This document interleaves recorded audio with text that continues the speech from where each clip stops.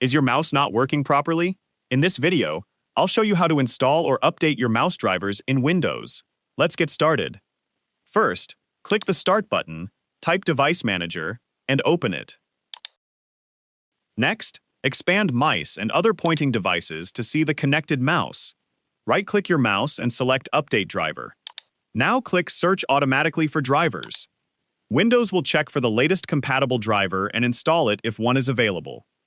If Windows says the best driver is already installed, but your mouse is still having issues, right-click the mouse again and choose Uninstall Device. Confirm the uninstall, then restart your computer. After the restart, Windows will automatically detect your mouse and reinstall the required driver.